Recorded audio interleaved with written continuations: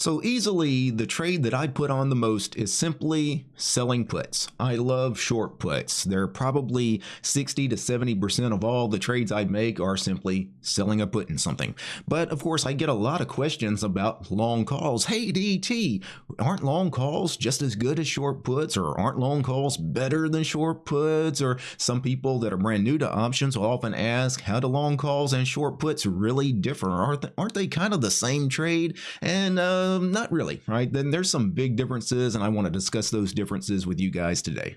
So, long calls versus short puts, how these two strategies differ. Now, first, we should probably review the 4 basic options trades, because a lot of the people that ask this question about the difference between a long call and a short put probably are not that familiar with these 4 basic options trades. The 4 basic options trades are long call, long put, short put, right? Those are your 4 basic options trades. I did a video called the 4 basic options trades. That's where this particular slide came from. Guys, go check that video if you're unsure about the differences between these 4 trades as far as the ramifications of exercise and assignment on each. But just very quickly, a long call is a bullish trade and a short put is also a bullish trade. So directionally, they both would prefer the stock to go up in price rather than down in price. Now, the difference is your exercise and assignment, the ramifications of the trade if it expires in the money. So on a call, you have the right to buy the stock.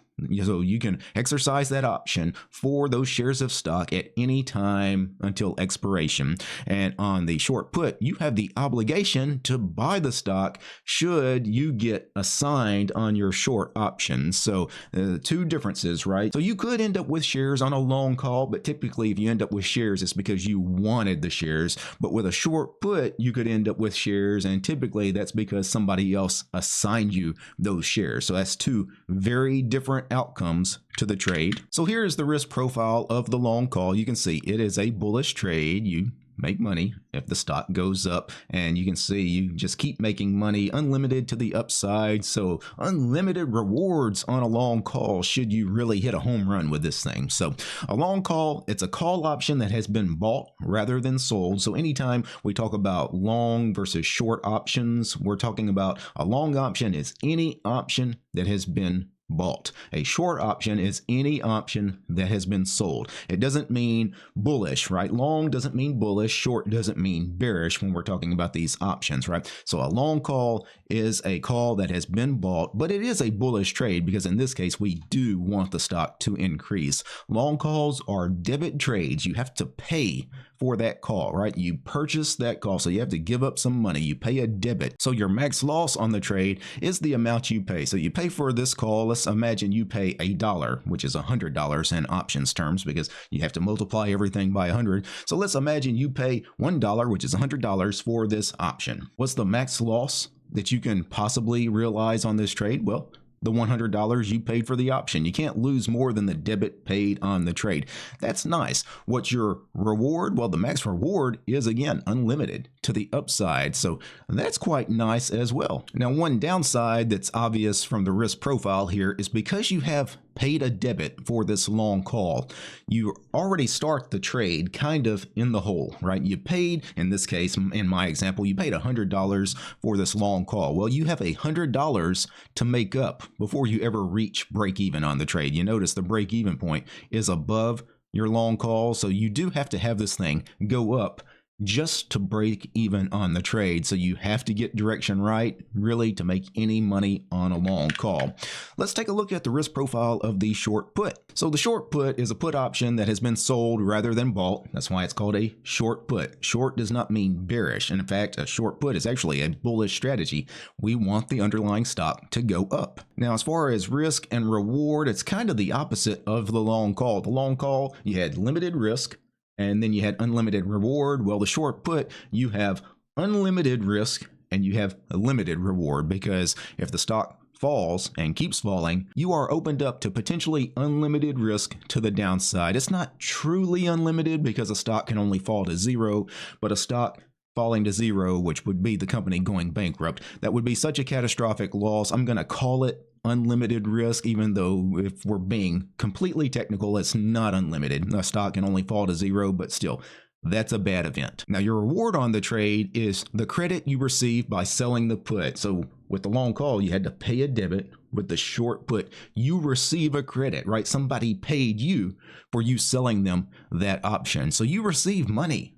You receive a premium for selling this put, and that's the most you can actually make on the trade. That's your max reward, is that premium you receive up front on the trade. Now, if the trade starts going against you, you're going to lose some of that money, or you're going to still potentially make some money, but not make as much until you finally reach your break-even point, and then you start losing potentially a lot of money to the downside if the stock really falls hard. Now, because the long call, you paid a debit, the break even was above your long call, you had a lot of room to make up. Because you receive a credit on a short put, you actually have a little bit of a cushion as far as the break even, right? The break even is below your short put. So this is great because on a short put, you make money if the stock goes up, obviously. You also make money if the stock just doesn't go anywhere, because typically you're going to sell this put out of the money anyway. So if the stock just hangs out here, for example, you're fine. Even if the stock starts falling, you're fine as long as it doesn't go below your short put. But even if it goes below your short put because you received a credit, you have a little bit of a cushion to the downside until you reach your break even, and then you start losing money. So the short put, just a really fantastic trade. And again, it does have some differences between the long call and the short put, but in my opinion, I think the advantages of the short put kind of outweigh any disadvantages it may have. Let's actually break it down in this table here. So we're going to compare the long call versus the short put, and we're going to break it down by these categories here. The very first one, direction. Now, both of these are bullish trades. So directionally, they are both bullish trades. And this is where people get confused with long call, short put. Aren't they the same trade? They're both bullish trades. Yes, but that's really the only area where they're really the same, right? They're going to differ in almost every other column here. Debit or credit, the long call, you pay a debit to buy that call. On the short put, you receive a credit to sell that put. That's a big difference, especially when we talk about break-even points and probability of profit and things like that. Receiving a credit is better in many aspects than paying a debit for a trade. Now, risk is a little different because the long call, this is where people prefer long options sometimes rather than short options, is because you have limited risk. You can only lose the amount you pay to purchase that call. Where on the short put, remember, we had unlimited risk to the downside. Now that sounds scary, but typically you don't have truly unlimited risk as long as you're trading short puts on the right kinds of underlying products. And also, if you manage your trades, especially manage your trades early, don't let them go all the way to expiration. Typically, you're not going to be subjected to any kind of like gigantic losses or anything. But if you start trading these things on the wrong kind of products, yeah, the losses could be significant. The next three rows here are, of course, our primary Greeks: delta, theta, vega. So on delta, they both have positive deltas. So your positional deltas on these trades are positive because they're bullish trades. Any bullish trade has positive delta. Any bearish trade has negative delta. Since they're both bullish trades, they have positive deltas. Now theta, they differ. So on theta, you are on the opposite sides of theta with a long option versus a short option. Long options have negative theta. So a long call is punished by the passage of time.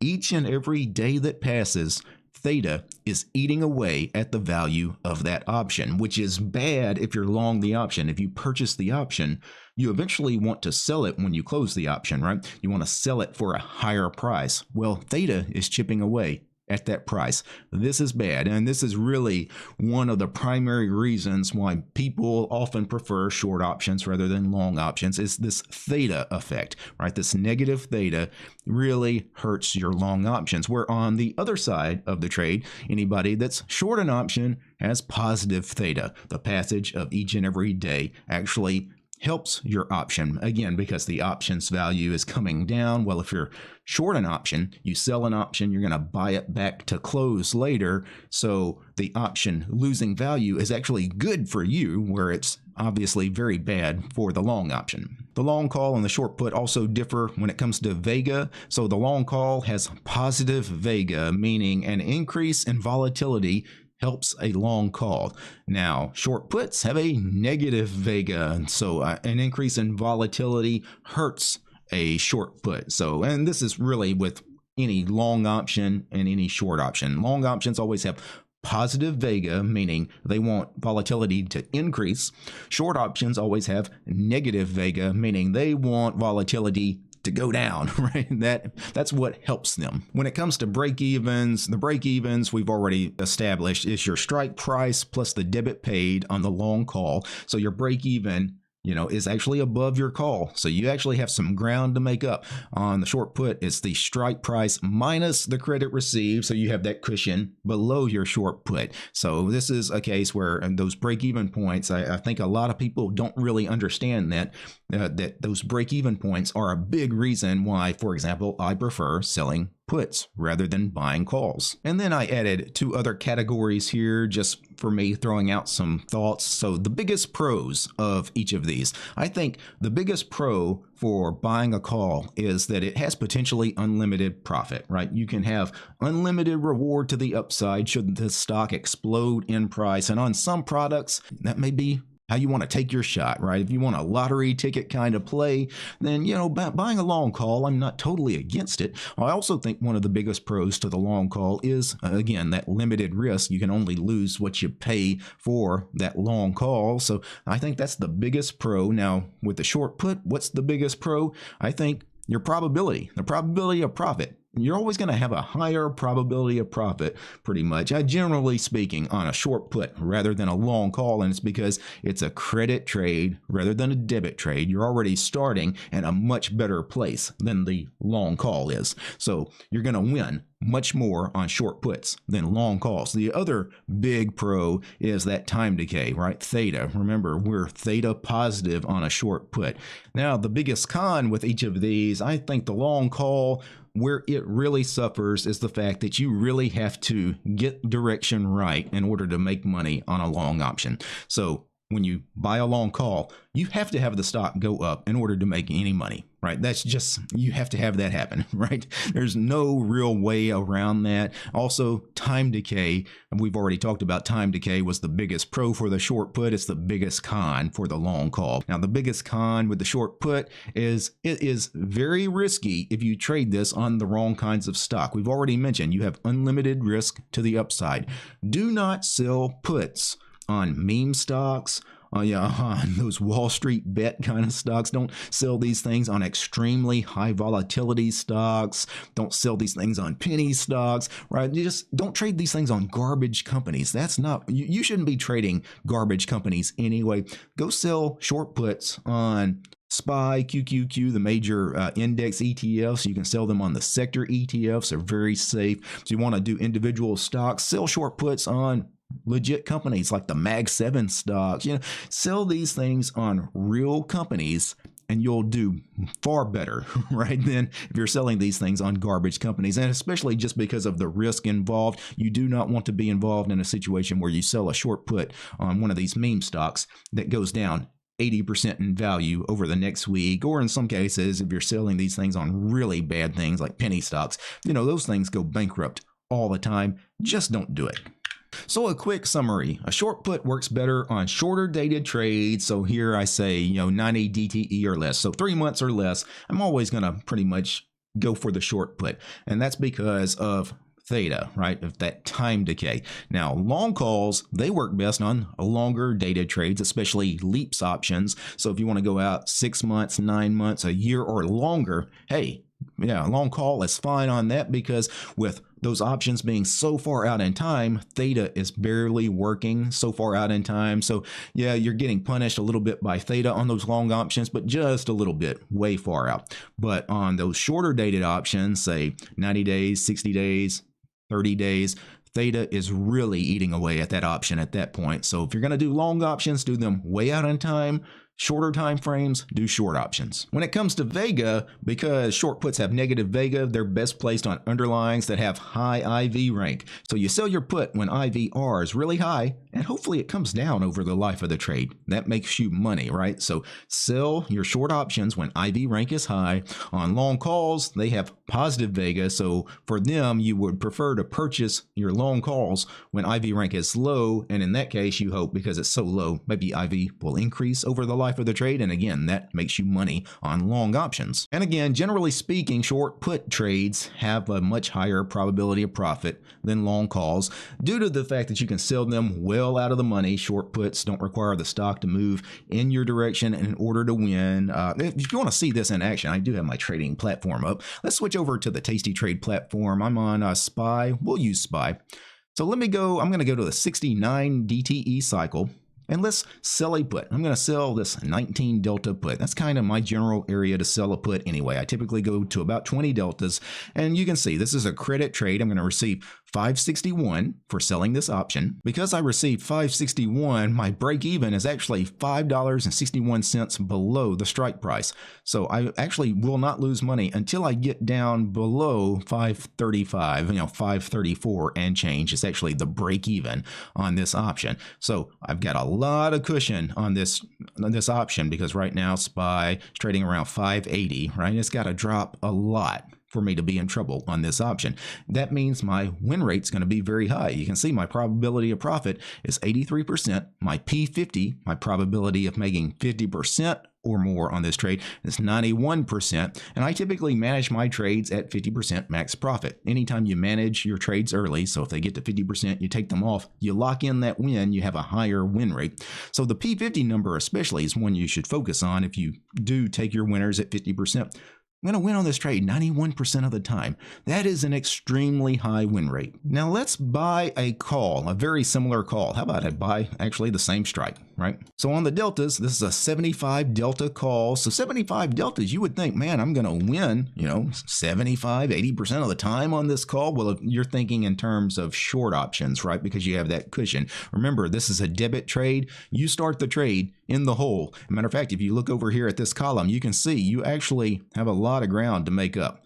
You paid $50.34 debit for this option. That's $5,034 in this case, but $50.34. That means the stock has to rise at least $50.34 before you break even. So you got to get all the way up here just to break even, and then you'd start making money.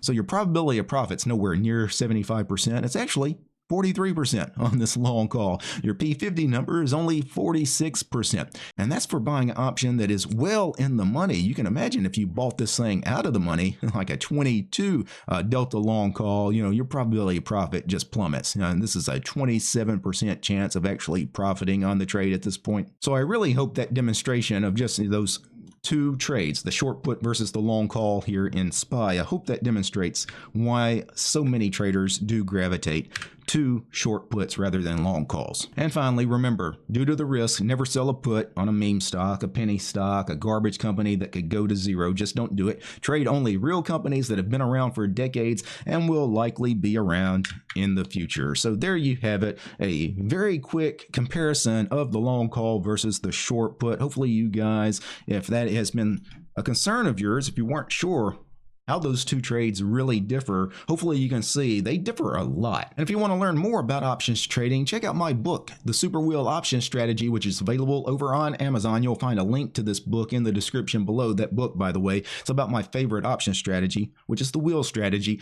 One of the most important parts of the wheel strategy is selling puts, so I focus a lot on put selling in that book. I also do cover a lot of the basics, such as the 4 basic options trades and assignment and exercise. So you will also get a lot of the fundamental stuff that we covered in this video in this book. So if you want a refresher course, especially on some of the basics of options trading, again, check out my book, The Super Wheel Option Strategy. Also, if you want to help support my work, please consider subscribing to the DT Options Discord. I hold a live voice chat there each and every trading day. I share my platform. You guys get to see all the trades I make as far as opening trades, closing trades. We have a nice little community over there, and we'd love to have you. Peace, guys.